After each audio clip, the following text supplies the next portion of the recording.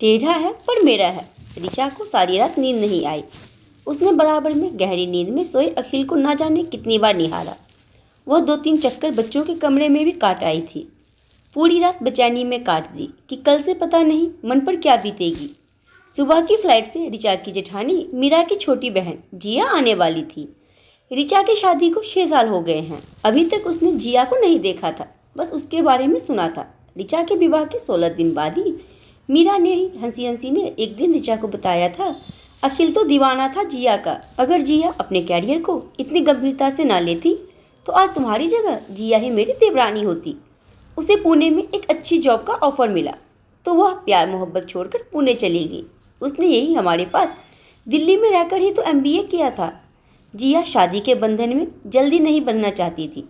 तब माँ जी और बाबूजी ने तुम्हें पसंद किया। अखिल तो मान ही नहीं रहा था। फिर ये विवाह के लिए कैसे तैयार हुए? ऋचा ने पूछा था। जब जिया ने विवाह करने से मना कर दिया, माँ जी के समझाने पर बड़ी मुश्किल से तैयार हुआ था। ऋचा चुपचाप अखिल की असफल प्रेम कहानी सुन रही थी। रात को ही जिया का फोन आया था। उसका दिल्ली तबादला हो गया है, वह सीधे यहीं आ रही है। ऋचा जानती थी कि जिया ने अभी तक शादी नहीं किया है। मीरा ने तो रात से ही चखना शुरू कर दिया था, जिया अब यहीं रहेगी तो कितना मजा आएगा ना ऋचा। तुम तो पहली बार मिलोगी उससे। देखना कितनी स्मार्ट है मेरी बहन। ऋचा औपचारिकता बस मुस्कुराती रही। अखिल पर नजरें जमाई थी, लेकिन अंदाजा नहीं लगा पाई कि अखिल खुश है या नहीं।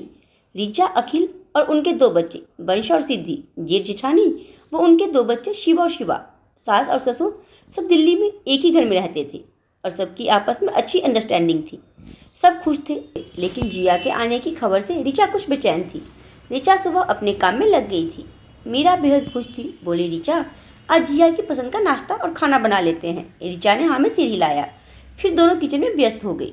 टैक्सी गेट पर रुकी तो मीरा ने अपने पति सुशील से कहा, शायद जिया आ गई, अब थोड़ी देर बाद ऑफिस जाना। मुझे आज कोई जल्दी नहीं है भाई, इकलौती साली साहिबा जो आ रही है, सुशील मजाकिया अंदाज में बोला। जिया ने घर में प्रवेश कर सबका अभिवादन किया। मीरा उसके गले लग गई। फिर ऋचा से परिचय करवाया। जिया ने जिस तरह से उसे ऊपर से नीचे तक देखा वह ऋचा को पसंद नहीं आया। फिर भी वह उसे खुशी खुशी मिली। जब जिया सबसे बातें कर रही थी तो ऋचा ने उसका जायजा लिया। सुंदर स्मार्ट पोनीटेल बनाए हुए छोटा सा टॉप और जीन्स पहने छरहरी जिया काफी आकर्षक थी। जब अखिल फ्रेश होकर आया तो जिया ने फौरन अपना हाथ आगे बढ़ाते हुए कहा, हाय कैसे हो? अखिल ने हाथ मिलाते हुए कहा, मैं ठीक हूँ। तुम कैसी हो? कैसी लग रही हूँ? बिल्कुल वैसी जैसे पहले थी। ऋचा के दिल को कुछ हुआ, लेकिन चेहरे के भाव सामान्य बने रहे। मानसी जी और केशव जी उससे पुणे के हालचाल पूछते रहे। मीरा और जिया के माता पिता हैदराबाद में रहते हैं। ऋचा के माता पिता नहीं हैं। एक भाई है जो विदेश में रहता है। नाश्ता हंसी मजाक के माहौल में हुआ। सब जिया की बातों का मजा ले रहे थे। बच्चे भी उससे चिपके हुए थे। वंश और सिद्धि थोड़ी देर तो संकोच में रहे, फिर उससे हिल मिल गए। ऋचा की बेचैनी बढ़ रही थी। तभी जिया ने कहा, दीदी अब मेरे लिए एक फ्लैट ढूंढ दो। मीरा ने कहा, चुप कर, अब हमारे साथ ही रहेगी तू। सुशील ने भी कहा, अकेले कहीं रहने की क्या जरूरत है, यहीं रहो। सुशील और अखिल अपने अपने ऑफिस चले गए। केशव जी पेपर पढ़ने लगे। मानसी तीनों से बातें करते हुए आराम से बाकी काम में जिया और मीरा का हाथ बटाने लगी। ऋचा को थोड़ा चुप देखकर जिया हंसते हुए बोली, ऋचा क्या तुम हमेशा इतनी सीरियस रहती हो? मीरा ने कहा, अरे नहीं, वह तुमसे पहली बार मिली है, घुलने मिलने में थोड़ा समय तो लगता ही है ना। जिया ने कहा, फिर तो ठीक है, वरना मैंने तो सोचा अगर ऐसे ही सीरियस रहती होगी तो बेचारा अखिल तो बोर हो जाता होगा। वह तो बहुत हंसमुख है। दीदी अखिल अब भी वैसा ही है, शरारती मस्त मोला, या फिर कुछ बदल गया है? आज तो ज्यादा बात नहीं हो पाई। मीरा हंसी, शाम को देख लेना। ऋचा मन ही मन बुझती जा रही थी। लंच के बाद अपने कमरे में थोड़ा आराम करने लेटी तो विवाह के शुरुआती दिन याद आ गए। अखिल काफी सीरियस रहता था, कभी हंसता बोलता नहीं था, चुपचाप अपनी सारी जिम्मेदारियां पूरी कर देता था। न विवाहितों वाली कोई बात ऋचा ने महसूस नहीं की थी।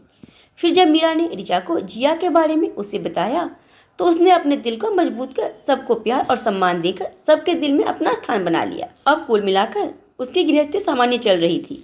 तो अब जिया आ गई। ऋचा वंश और सिद्धि को होमवर्क करा रही थी कि जिया उनके कमरे में आ गई। ऋचा ने जबरदस्ती मुस्कुराते हुए उसे बैठने के लिए कहा तो वह सीधे बेड पर लेट गई। बोली, ऋचा अखिल कब आएगा? 6:30 बजे तक, ऋचा ने संयत स्वर में कहा। उफ, अभी तो 1 घंटा बाकी है, बहुत बोर हो रही हूँ। चाय पियोगी? ऋचा ने पूछा। नहीं, अखिल को आने दो, उसके साथ ही पीऊंगी। ऋचा को जिया का अखिल के बारे में बात करने का ढंग अच्छा नहीं लग रहा था, लेकिन करती भी क्या, कुछ कह नहीं सकती थी। अखिल आया तो जिया चहक उठी। फिर ड्राइंग रूम में सोफे पर अखिल के बराबर में बैठकर ही चाय पी। घर के बाकी सभी सदस्य वहीं बैठे हुए थे। जिया ने पता नहीं कितनी पुरानी बातें छेड़ दी थी। ऋचा का उतरा चेहरा देखकर अखिल ने पूछा, ऋचा तबीयत तो ठीक है ना? बड़ी सुस्त लग रही हो। नहीं, ठीक हूँ। यह सुनकर जिया ने ठहाका लगाया। बोली, वाह अखिल, तुम तो बहुत केयरिंग पति बन चुके हो। इतनी चिंता पत्नी की?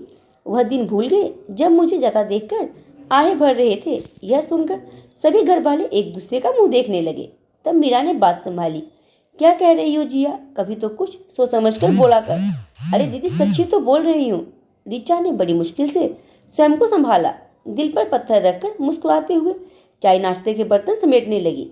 सब थोड़ी देर और बातें करके अपने अपने काम में लगी। डिनर के समय भी जिया अखिल अखिल करती रही और वह उसकी हर बात का हंसते मुस्कुराते जवाब देता रहा। अगले दिन जिया ने भी ऑफिस ज्वाइन कर लिया। सबके ऑफिस जाने के बाद ऋचा ने चैन की सांस ली कि अब कम से कम शाम तक तो वह मानसिक रूप से शांत रहेगी। ऐसे ही समय बीतने लगा। सुबह सब ऑफिस निकल जाते। शाम को घर लौटने पर रात के सोने तक जिया अखिल के इर्द गिर्द ही मंडराती रहती। ऋचा दिन ब दिन तनाव का शिकार होती जा रही थी। अपनी मनोदशा किसी से शेयर भी नहीं कर पा रही थी। कुछ कहकर स्वयं को शक्ति साबित नहीं करना चाहती थी। वह जानती थी कि उसने अखिल के दिल में बड़ी मेहनत से अपनी जगह बनाई थी, लेकिन अब जिया की उच्छृंखला बढ़ती जा रही थी। वह कभी अखिल के कंधे पर हाथ रखती तो कभी उसका हाथ पकड़कर कहीं चलने के लिए जिद करती, लेकिन अखिल ने हमेशा टाला। यह भी ऋचा ने नोट किया था, मगर जिया की हरकतों से उसे अपना सुख क्षण खत्म होता नजर आ रहा था। क्या उसकी घर गृहस्थी टूट जाएगी? क्या करेगी वह? घर में सब जिया की हरकतों को अभी बचपना है कहकर टाल जाते। ऋचा अजीब सी घुटन का शिकार रहने लगी। एक रात अखिल ने उससे पूछा, ऋचा क्या बात है, आजकल परेशान दिख रही हो? ऋचा कुछ नहीं बोली। अखिल ने फिर कुछ नहीं पूछा तो ऋचा की आंखें भर आई। क्या अखिल को मेरी परेशानी की वजह का अंदाजा नहीं होगा? इतने संगदिल क्यों है अखिल? बच्चे तो नहीं है जो मेरी मनोदशा समझ ना आ रही हो। जानबूझकर अनजान बन रहे हैं। ऋचा रात भर मन ही मन घुटती रही। बगल में अखिल गहरी नींद सो रहा था। एक रविवार सब साथ लंच करके थोड़ी देर बातें करके अपने अपने रूम में आराम करने जाने लगे तो किचन से निकलते हुए ऋचा के कदम ठिठक गए। जिया बहुत धीरे से अखिल से कह रही थी, शाम को 7:30 बजे छत पर मिलना। अखिल की कोई आवाज़ नहीं आई। थोड़ी देर बाद ऋचा अपने रूम में आ गई। अखिल आराम करने लेट गया। फिर ऋचा से बोला, आओ थोड़ी देर तुम भी लेट जाओ। ऋचा मन ही मन आग बबूला हो रही थी, अतः जानबूझकर कहा, बच्चों के लिए कुछ सामान लेना है, शाम को मार्केट चलेंगे। आज नहीं कल, अखिल ने कहा। ऋचा ने चिढ़ते हुए पूछा, आज क्यों नहीं? मेरा मार्केट जाने का मूड नहीं है। कुछ जरूरी काम है? क्या जरूरी काम है? अरे तुम तो जिद करने लगती हो। अब मुझे आराम करने दो और तुम भी आराम करो। ऋचा को आग लग गई। सोचा बता दे, उसे पता है कि क्या जरूरी काम है, मगर चुप रही। आराम क्या करना था? बस थोड़ी देर करवटें बदल कर उठ गई और वही रूम में कुर्सी पर बैठकर पता नहीं क्या क्या सोचती रही। 7 बजे की सोच सोचकर उसे चैन नहीं आ रहा था। क्या करे? क्या माँ बाबूजी से बात करे? नहीं, उन्हें क्यों परेशान करे? क्या कहेगी जिया अखिल से? अखिल क्या कहेंगे? उससे बातें करते हुए खुश तो बहुत दिखाई देते हैं। 7:30 बजे के आसपास ऋचा जानबूझकर बच्चों को पढ़ाने बैठ गई। माँ बाबूजी पार्क में टहलने गए हुए थे। मीरा और सुशील अपने रूम में थे। उनके बच्चे खेलने गए थे। तनाव की वजह से ऋचा ने वंश और सिद्धि को खेलने जाने से रोक लिया था। बच्चों में मन बहलाने का असफल प्रयास करते हुए उसने देखा कि अखिल गुनगुनाते हुए बालों में कंघी कर रहा है। उसने पूछा, कहीं जा रहे हैं? क्यों? बाल ठीक कर रहे हैं। क्यों बाल ठीक कर रहे हैं? अखिल ने उसे चिढ़ाने वाले अंदाज में कहा। क्यों? कहीं जाना हो तभी बाल ठीक करते हैं। आप हर बात का जवाब टेढ़ा क्यों देते हैं? मैं हूं ही टेढ़ा। खुश? अब जाऊं? ऋचा की आंखें भर आई। कुछ बोली नहीं। वंश की नोटबुक देखने लगी। अखिल सीटी बजाता हुआ रूम से निकल गया। 5 मिनट बाद ऋचा बच्चों से बोली, अभी आई, तुम लोग यहीं रहना, और कमरे से निकल गई। अखिल छत पर जा चुका था। उसने भी सीढ़ियां चढ़कर छत के गेट से अपना कान लगा दिया। बिना आहट के सांस रोके खड़ी रही। तभी जिया की आवाज आई। बड़ी देर लगा दी। बोलो जिया, क्या बात करनी है? इतना भी क्या जल्दी है? ऋचा को उनकी बातचीत का एक एक शब्द साफ सुनाई दे रहा था। अखिल की गंभीर आवाज आई, बात शुरू करो जिया। अखिल, यहाँ आने पर सबसे ज्यादा खुश मैं इस बात पर थी कि तुमसे मिल सकूंगी, लेकिन तुम्हें देखकर तो लगता है कि तुम मुझे भूल गए। मुझे तो उम्मीद थी कि मेरा कैरियर बनने तक तुम मेरा इंतजार करोगे, लेकिन तुम तो शादी करके बीवी बच्चों के झंझट में पड़ गए। देखो, मैंने अब तक शादी नहीं की, तुम्हारे अलावा कोई जचा ही नहीं मुझे। क्या किसी तरह ऐसा नहीं हो सकता कि हम फिर साथ हो जाएं? जिया, तुम आज भी पहले जैसी हो, स्वार्थी। मैं मानता हूँ ऋचा से शादी मेरे लिए एक समझौता था।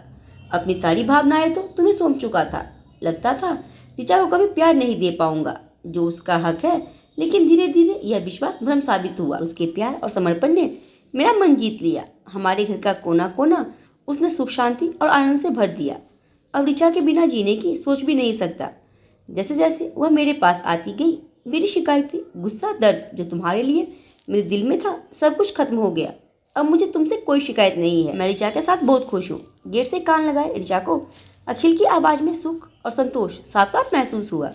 अखिल आगे कह रहा था, तुम भाभी की बहन की हैसियत से तो यहाँ आराम से रह सकती हो, लेकिन मुझसे किसी भी रिश्ते की गलतफहमी दिमाग में रखकर यहाँ मत रहना। मेरे ख्याल में तुम्हारा यहाँ न रहना ही ठीक होगा। ऋचा का मन तुम्हारी किसी हरकत पर आहत हो, यह मैं बर्दाश्त नहीं करूँगा। अगर यहाँ रहना है तो अपनी सीमा में रहना। इसके आगे ऋचा को कुछ सुनने की जरूरत महसूस नहीं हुई। उसे अपना मन पंख जैसा हल्का लगा, आंखों में नमी सी महसूस हुई। फिर वह तेजी से सीढ़ियां उतरते हुए मन ही मन यह सोचकर मुस्कुराने लगी कि टेढ़ा है पर मेरा है। दोस्तों, पति पत्नी का रिश्ता ही ऐसा होता है, कोई तीसरा उसे आकर नहीं तोड़ सकता। अगर रिश्ते में प्रेम और विश्वास हो तो आज की कहानी के बारे में आपकी क्या राय है, अपने मुझे जरूर दें। और अगर पसंद आई हो तो लाइक शेयर सब्सक्राइब करना ना भूलें।